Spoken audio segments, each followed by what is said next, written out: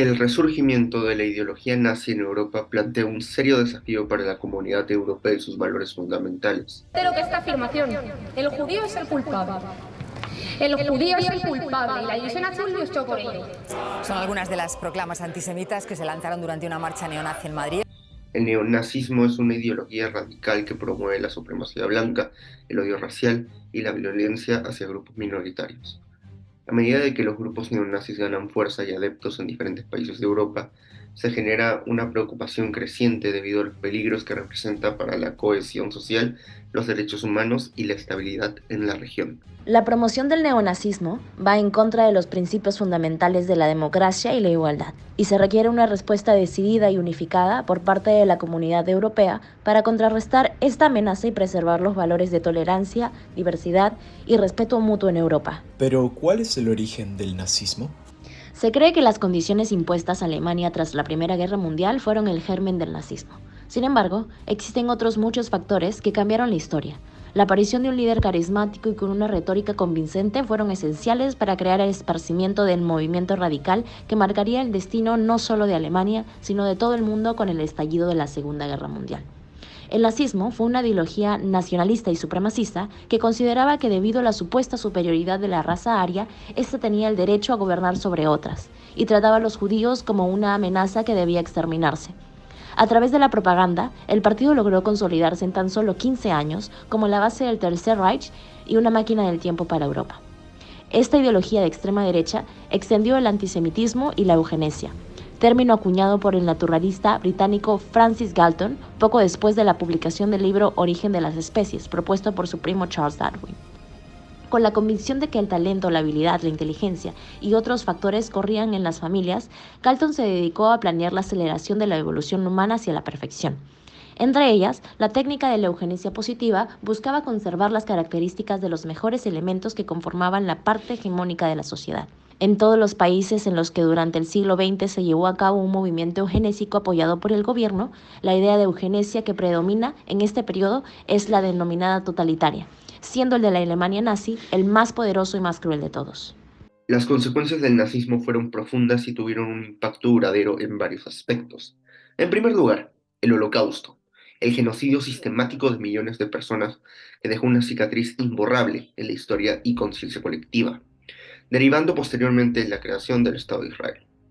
Además de las vidas perdidas, el nazismo causó una destrucción masiva durante la Segunda Guerra Mundial, con ciudades enteras arrasadas y una enorme pérdida de infraestructura. Políticamente, el nazismo suprimió las libertades civiles y los derechos humanos, estableciendo un régimen autoritario y promoviendo la discriminación y persecución de grupos minoritarios, tales como judíos, negros, homosexuales, gitanos, etc. Socialmente, el nazismo sembró el odio y la división, dejando profundas heridas psicológicas en aquellos que sufrieron y sobrevivieron al régimen.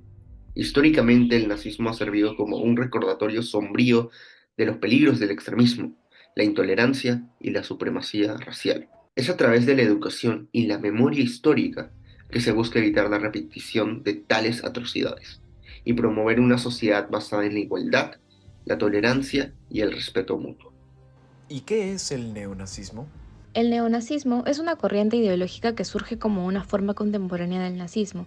La ideología asociada con el régimen liderado por Adolf Hitler en la Alemania de la década de 1930 y 1940.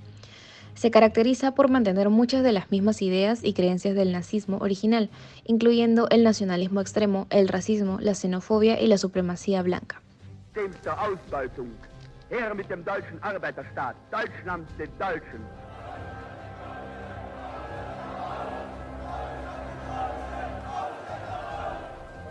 Los neonazis promueven la superioridad de la raza blanca y consideran a otras razas o grupos étnicos como inferiores.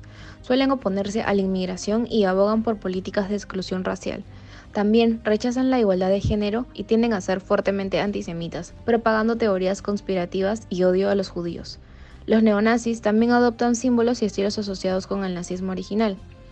Es importante destacar que el neonazismo es ampliamente condenado por la comunidad internacional debido a su promoción de la violencia, el odio y la discriminación. Muchos países tienen leyes específicas que prohíben la propaganda y actividades neonazis, considerándolas como una amenaza para la paz y la estabilidad social. Por otro lado, actualmente debemos reconocer el auge de los partidos de ultraderecha en Europa, preguntándonos cómo se produce esto. Pues bueno, podemos decir que fue impulsado por una combinación tanto de factores sociales, políticos y económicos. Entre ellos podemos identificar principalmente a la crisis del euro. La crisis financiera y económica que comenzó en 2008 afectó a varios países de la eurozona, generando altos niveles de desempleo, recortes en el gasto público y un aumento en la desigualdad económica. Esta crisis desencadenó un sentimiento de descontento y frustración entre la población, ya que muchos ciudadanos experimentaron dificultades económicas y percibieron que las políticas de austeridad impuestas por los gobiernos y la Unión Europea empeoraron su situación. En este contexto, los partidos de ultraderecha aprovecharon la oportunidad para criticar a los partidos tradicionales y al proyecto europeo, presentándose como alternativas que prometían proteger los intereses nacionales y adoptar medidas más enérgicas para abordar la problemática. Es así como los partidos de ultraderecha utilizaron estos debates para cuestionar la legitimidad y la efectividad de la Unión Europea, y presentaron narrativas populistas que apelaban a un retorno a la soberanía nacional y al control de las políticas. Otros factores que han influido en este auge son la inmigración y la crisis de refugiados en Europa, y a su vez el creciente rechazo al multiculturalismo y la globalización. Pero, ¿cómo relacionamos este auge de partidos ultraderechistas con los ideales o principios neonazis?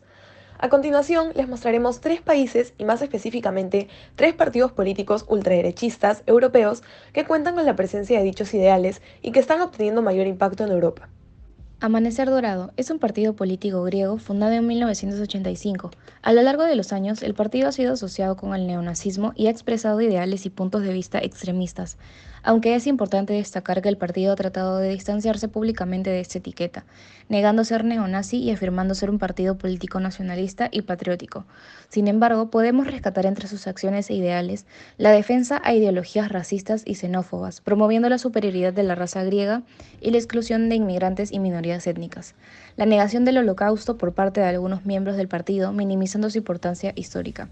El uso de símbolos y gestos asociados con el neonazismo, como la esvástica y el saludo nazi durante eventos y manifestaciones del partido. Y finalmente, el cometer actos de violencia contra inmigrantes, activistas políticos y oponentes del partido. Por estas razones, el 7 de octubre del 2020, el partido fue declarado una organización criminal a raíz del asesinato del rapero y antifascista Pavlos Fyssas en 2013. Sin embargo, Amanecer Dorado accedió por primera vez al Parlamento griego en 2012, obteniendo 21 diputados. Asimismo, en las elecciones, el Parlamento Europeo del 2014 obtuvo un 9.4% de los votos, convirtiéndose en el tercer partido de Grecia. No obstante, en las elecciones al Parlamento Europeo del 2019 obtuvo un 4.9% de los votos, disminuyendo su representación a 2 eurodiputados. Al llegar las elecciones parlamentarias del 2019, perdió su representación en el Parlamento griego con un 2.93% de los votos, debido a la pérdida de popularidad del partido durante el juicio por el asesinato de Fyssas. A finales del 2019 se reportó que el partido cerró sus sedes en Atenas ante la imposibilidad de pagar el alquiler, cerrando también su página web. Movimiento por una Hungría mejor. En sus primeros años, Jobbik fue conocido por promover un discurso abiertamente antisemita. Sus líderes y miembros expresaron opiniones hostiles hacia la comunidad judía en Hungría, utilizando estereotipos y teorías conspirativas relacionadas con la supuesta influencia judía en la política y la economía. En ocasiones se han utilizado símbolos y gestos asociados con el neonazismo, durante eventos y manifestaciones relacionadas con el partido. Esto incluye la exhibición de la cruz flechada, que es un símbolo asociado históricamente con los movimientos fascistas húngaros. Después de las elecciones parlamentarias de Hungría del 8 de abril de 2018, el partido logró 1.092.806 votos y obtuvo el 19,06% del total, lo que lo convirtió en el segundo partido más grande del país en la Asamblea Nacional.